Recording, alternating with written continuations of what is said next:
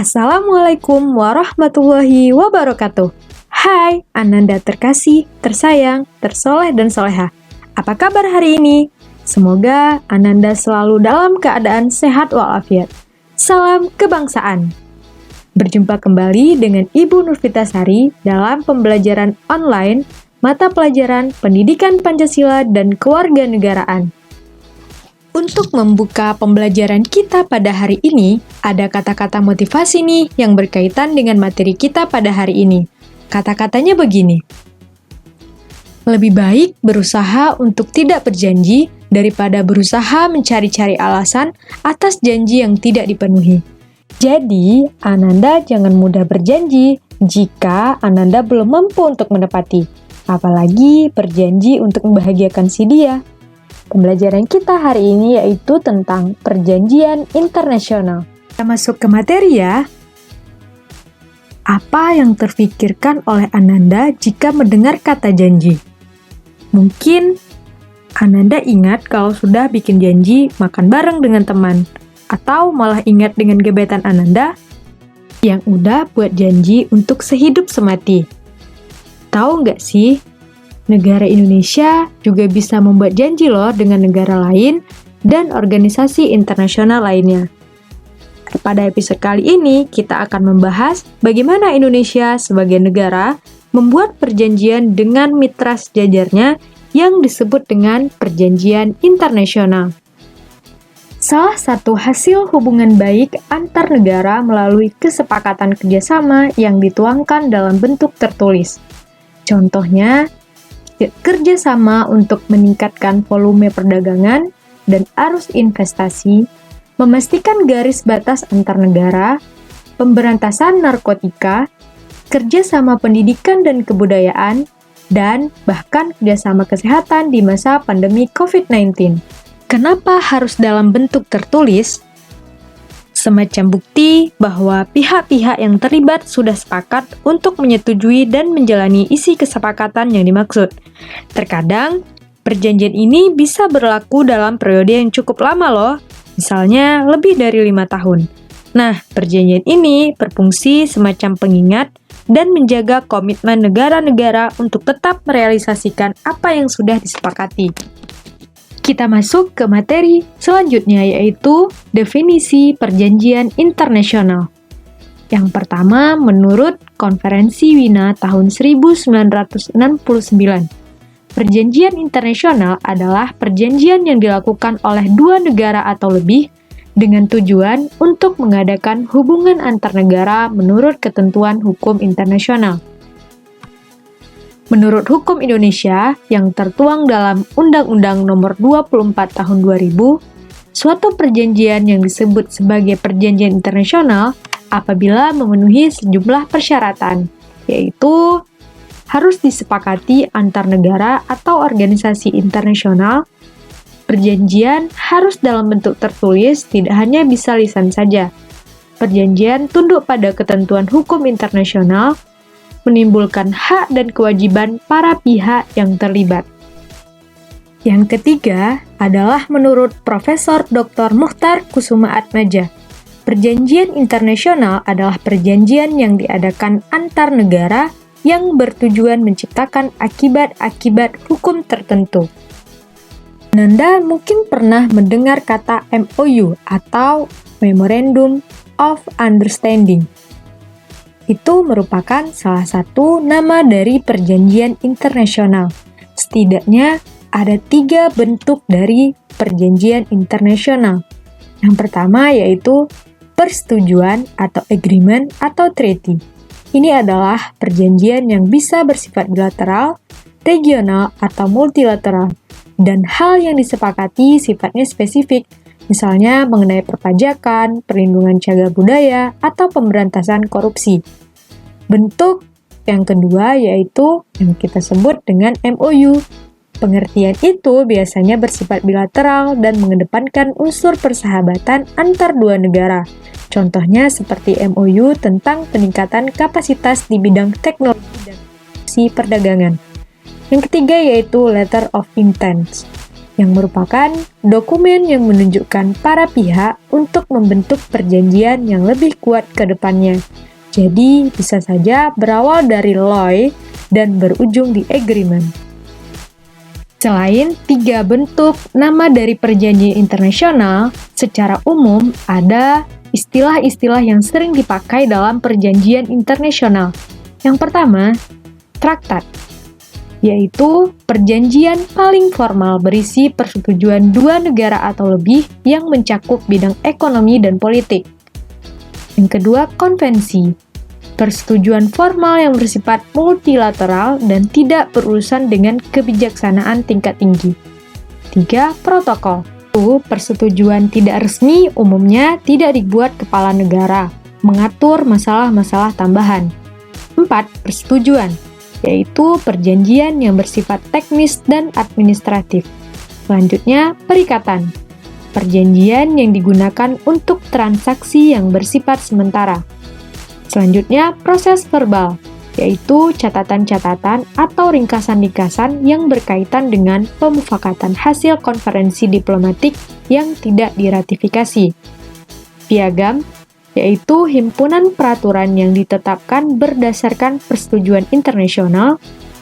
Deklarasi, perjanjian internasional berbentuk traktat dan dokumen tidak resmi.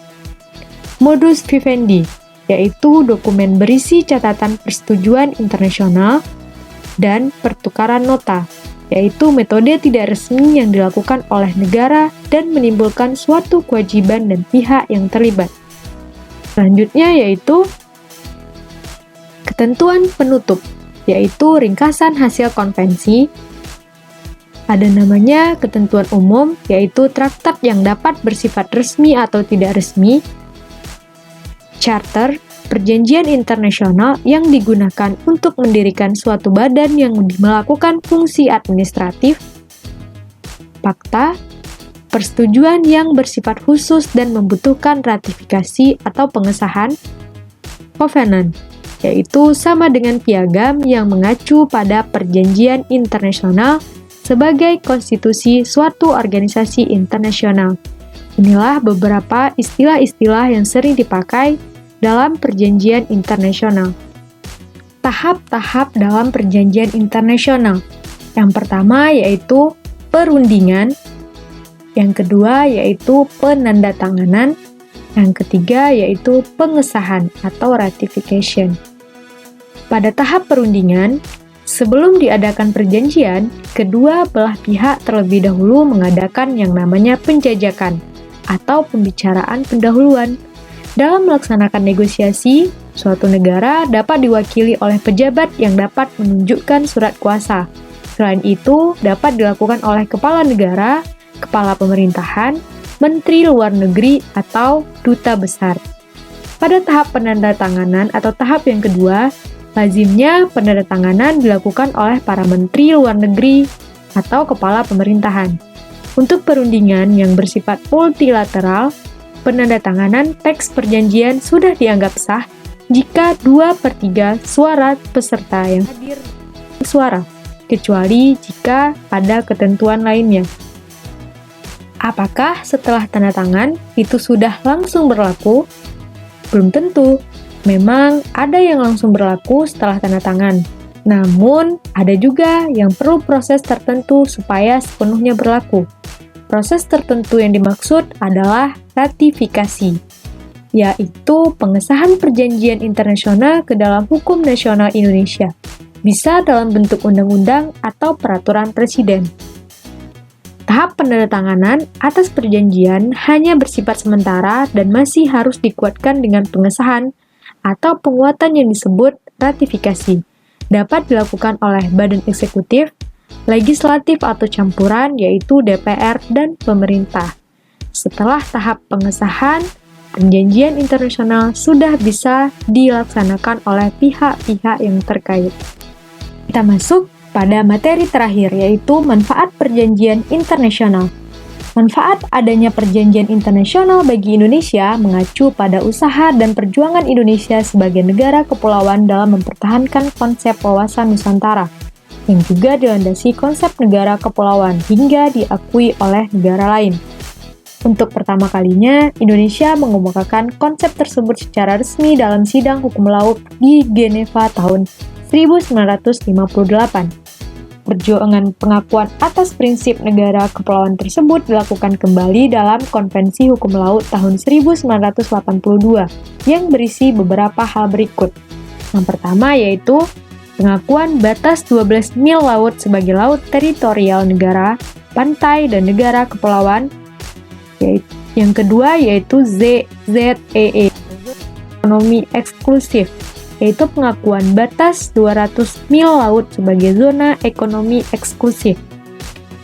Yang ketiga yaitu Sidang Hukum Laut di Geneva tahun 1958, yaitu pengakuan hak negara tak berpantai untuk memanfaatkan potensi dan kekayaan laut. Berikut ini adalah contoh perjanjian internasional antara Indonesia dengan Australia. Silakan disimak ya Ananda.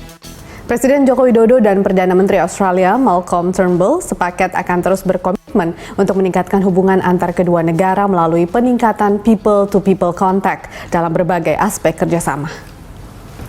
Hal itu disampaikan keduanya dalam keterangan pers bersama seusai pertemuan bilateral antara Indonesia dan Australia di Kirribilli House, Sydney. Pertemuan bilateral yang berlangsung kurang lebih selama 1 jam menghasilkan sejumlah kesepakatan di berbagai bidang, diantaranya pariwisata, pendidikan, dan ekonomi. Di bidang ekonomi, kedua negara sepakat untuk menyelesaikan proses IACPA, Indonesia-Australia Comprehensive Economic Partnership Agreement di akhir tahun 2017. Presiden mengatakan pertemuan bilateral tadi merupakan bentuk komitmen yang tinggi untuk memperkokoh hubungan yang baik antar kedua negara. Sebagai sebuah negara berdaulat, tentunya Indonesia dapat melakukan perjanjian internasional untuk melindungi kepentingan bangsa dan bermanfaat bagi negara. Indonesia sudah melakukan perjanjian internasional dari zaman diplomasi perjuangan loh sampai dengan sekarang. Demikianlah contoh kasus dari perjanjian internasional negara Indonesia dengan negara Australia. Adapun rangkuman yang dapat kita ambil dari pembelajaran hari ini yaitu yang pertama, perjanjian internasional adalah suatu ikatan hukum yang terjadi berdasarkan kata sepakat antara negara-negara sebagai anggota organisasi internasional dengan tujuan melaksanakan hukum tertentu yang mempunyai akibat hukum tertentu pula.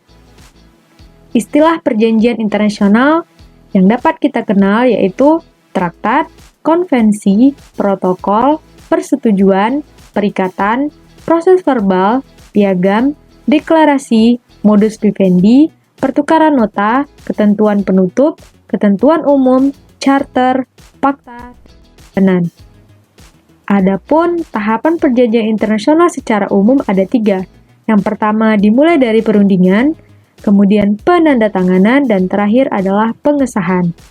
Dan manfaat perjanjian internasional adalah yang paling tepat dengan menjabarkan usaha Indonesia memperjuangkan wawasan Nusantara yang dilandasi konsep negara kepulauan. Ananda telah mempelajari hubungan internasional dan perjanjian internasional. Setelah mempelajari materi ini, sebagai generasi muda diharapkan kita lebih berkomitmen untuk mewujudkan keamanan dan perdamaian dunia melalui hubungan dan perjanjian internasional. Nah, tugas Ananda sekarang adalah mencari sebuah berita dalam bentuk video tentang perjanjian internasional negara Indonesia dengan negara lain, baik bilateral, regional, atau multilateral, dan deskripsikan peran dan pengaruh Indonesia di dalam hubungan dan perjanjian tersebut. Kerjakan sesuai petunjuk yang Ananda, selamat mengerjakan! Demikianlah penjelasan Ibu pada materi kali ini. Bagaimana Ananda? Apakah sudah cukup jelas? Jika ada yang masih bingung atau kurang jelas, silakan tulis di kolom komentar ya. Tetap sehat dan tetap semangat. Terima kasih dan sampai jumpa di video selanjutnya. Ibu akhiri, Assalamualaikum warahmatullahi wabarakatuh. Salam kebangsaan. Konnichiwa.